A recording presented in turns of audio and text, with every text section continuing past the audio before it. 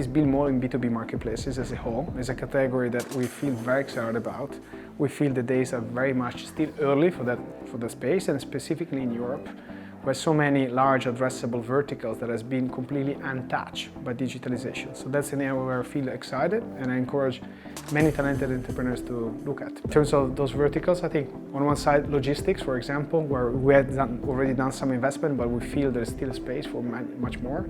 Then on the other side, trading as a whole. So think of commodity trading, think of wholesale for fast-moving goods, think of consumer staples.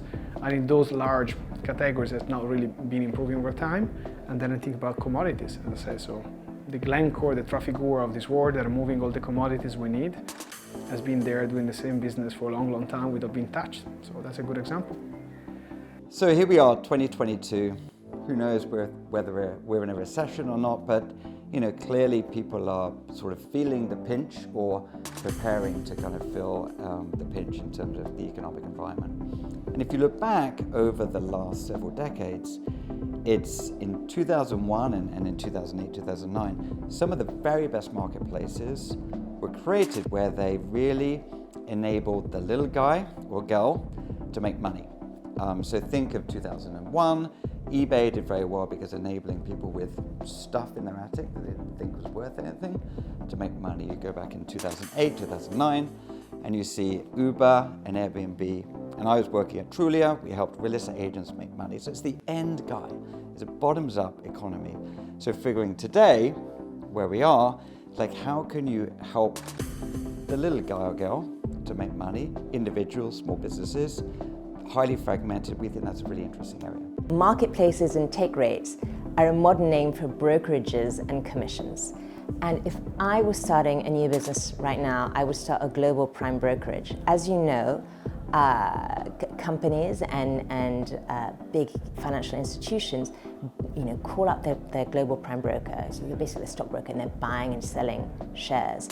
And it's an incredible model for the global prime brokerage because they make money on the shorts and the long, but they net out their trade. So they're only experiencing costs on the net flows, but they're charging both sides. And I think that somebody's going to come along and is going to eat their lunch and bring down trading commissions to nothing. Yeah, it could be in food. It could be there's some exciting scale-ups in, for example, food waste. There's a lot been done, obviously, on food distribution. There's not so much being done on food production. With energy, there's not a lot being done in connecting people maybe to the cheapest forms of energy, cheapest forms of renewable energy. There's lots of issues and lots of problems to solve with all of this, and perhaps you can't solve it without going deeper into the infrastructure, which is obviously scary and costly, but I think would be areas that if you could unlock value there, it would be really special.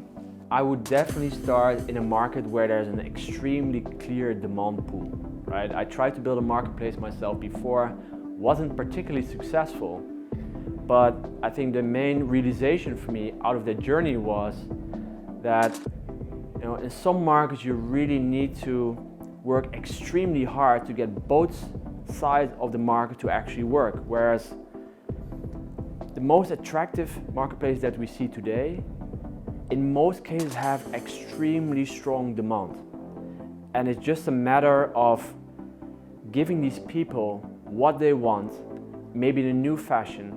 And I think the best example are, for instance, quick commerce with all the deliveries that are being dropped to your house in 5 minutes, or the fact that you can just jump on a scooter straight from the comfort of your homes very easily. I mean, those are examples where demand was clearly there.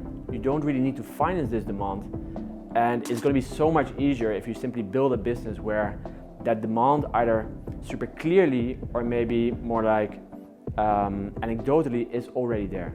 Nowadays, when you can see the COVID, but also inflation and the sustainability angle that's finally really becoming more important, the resale market is huge and is getting bigger and bigger. If you look at the latest report, I think it's growing, and that also means that there are more competitors. But what you also see over time is the bigger this market becomes, the more niche players are coming, and that makes sense, right? So also in real estate, you see that the big real estate platforms in the US, they have all these really sub players coming up, and I think in that sense, when I look at Europe and I look at resale, yeah, there's much more niche categories that will become bigger. Maybe it's in furniture, because that's always still a difficult one to crack because of the difficulty to ship big items. Could be. Also, I see still a gap in the jewelry part, because you have Chrono24 in watches, you have Overtour in high-end jewelry, you've got the wiki where you have the auctions, but still there is this really big part in jewelry of, like, say 200 to 2,000 euros, where there's not a really trusted player. In order to decide the Timber Hub and to jump into that opportunity, along with my co-founders, we spent like 2-3 months, talking to different companies, talking to different buyers, talking to different sellers in different industries. And I think what excites us more are these unsexy, old school industries that they are running with technology in the 90s. They are still doing stuff by fax, by phone, and they want desperately to have more technology. It's more difficult to build trust, it's more difficult to penetrate, it's more difficult to understand what's going on with timber or concrete or steel or sand and gravel, but I think the biggest opportunities are there. So I would again choose that road, but of course, this is like my personal view.